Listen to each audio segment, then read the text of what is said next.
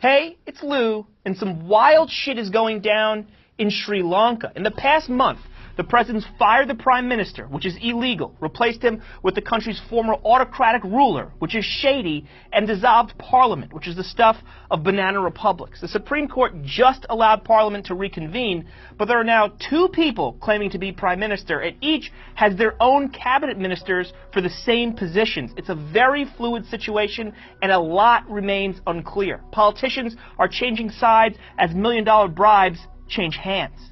But one thing is very clear. The legitimacy of one of Asia's oldest democracies is very much in doubt.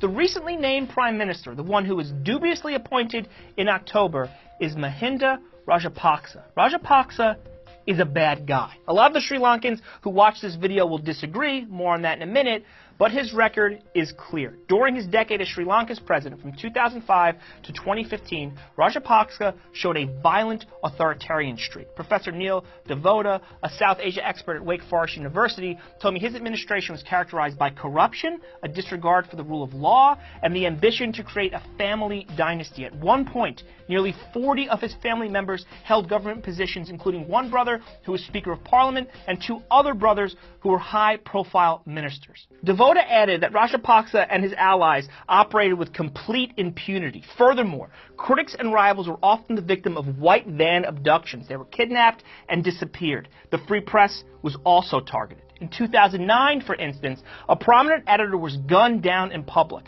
He left behind an article to be published in the event of his murder. It read, quote, "Murder has become the primary tool whereby the state seeks to control the organs of liberty. When finally I am killed, it will be the government that kills me."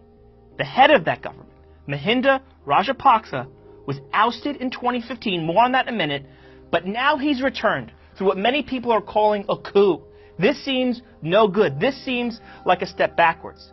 However, the crazy thing is, Rajapaksa is actually pretty popular, and many Sri Lankans support his return. To understand that popularity, you have to understand the deep ethnic divide in the country. During the colonial era, an ethnic minority group called the Tamils got preferential treatment from the British. They held a disproportionate amount of government jobs and seats in college classrooms, for instance. So, when Sri Lanka became independent in 1948, the majority ethnic population, the Sinhalese, turned the tables and started treating the Tamils like second-class citizens. Eventually, in the late 70s, a violent Tamil guerrilla group emerged demanding an independent Tamil state. These were the Tamil Tigers, and they were brutal terrorists.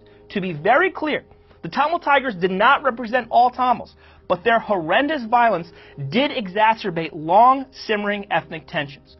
All hell broke loose in 1983 when the Tigers ambushed an army convoy and killed 13 soldiers. This triggered a series of brutal reprisals. In what became known as Black July, Tamils, including innocent civilians, were burned alive, raped, and had their homes destroyed. Up to 3,000 Tamils died.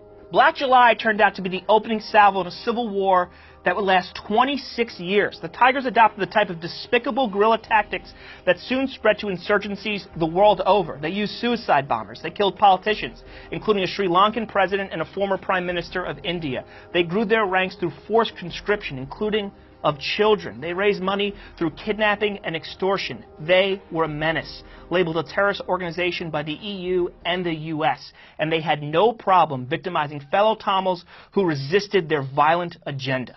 Now, when Rajapaksa became president in 2005, he prioritized ending the civil war. By 2009, he succeeded, killing the Tigers' leader and capturing the parts of the country they controlled. For this, many ethnic Sinhalese, who make up about 75% of the population, think he is a hero. Yet, the end of the war was far from a noble affair. In the final throes of the conflict, the Sri Lankan government encouraged innocent Tamil civilians to relocate to no-fire zones, where safety was promised. The government then bombed those no-fire zones, creating thousands of civilian casualties. In addition, there are reports that Tamil Tigers were murdered as they waved white flags or after they surrendered. After the war, which claimed an estimated 100,000 lives, a UN report highlighted grave crimes on both sides, including sexual violence. But Rajapaksa's administration wanted nothing to do with holding potential war criminals, including themselves, accountable.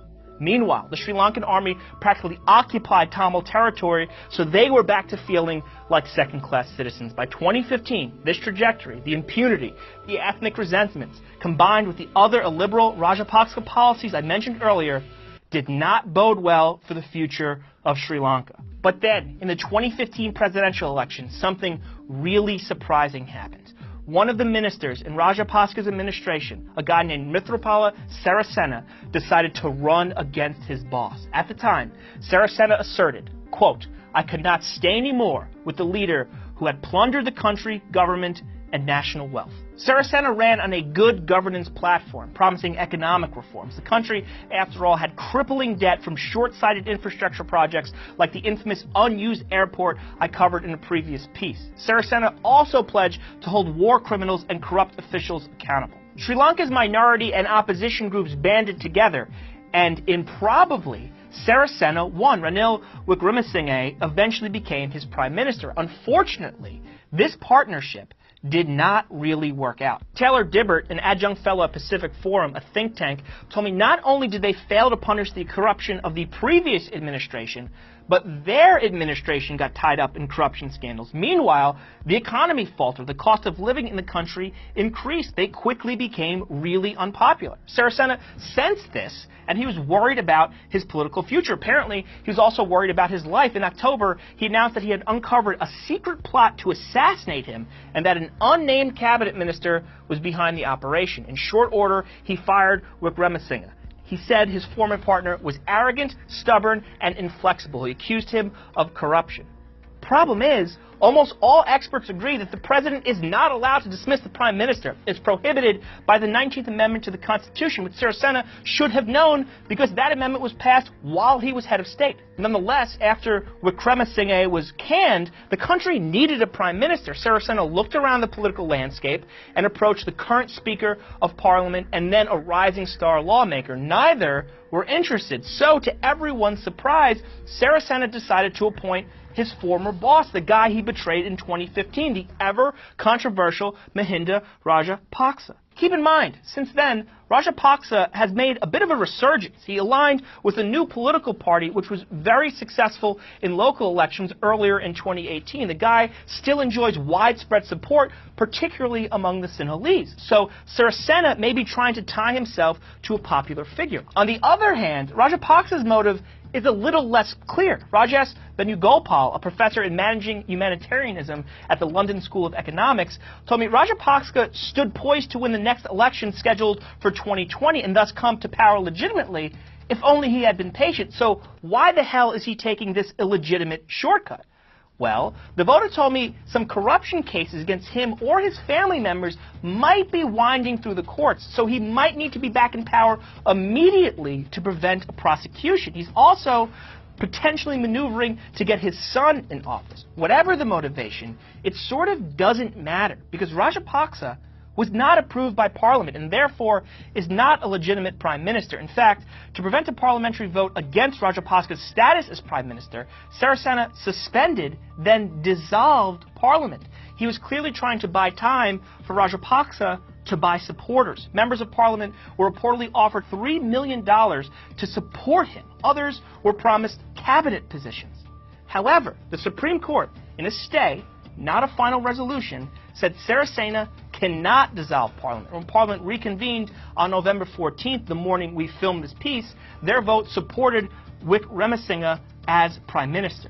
He, by the way, never relinquished the position. He's still in the Prime Minister's residence, which is being guarded by supporters so that the military doesn't evict him. His cabinet ministers still consider themselves to be in office, but Rajapaksa has appointed a different set of cabinet ministers. So, sort of two sets of government right now. As of this taping, Rajapaksa doesn't seem like he's willing to back down, even if the parliament doesn't support him. His allies actually took over state-run newspapers and forced two state-owned TV stations off air. They resumed their broadcast only after switching to pro-Rajapaksa programming.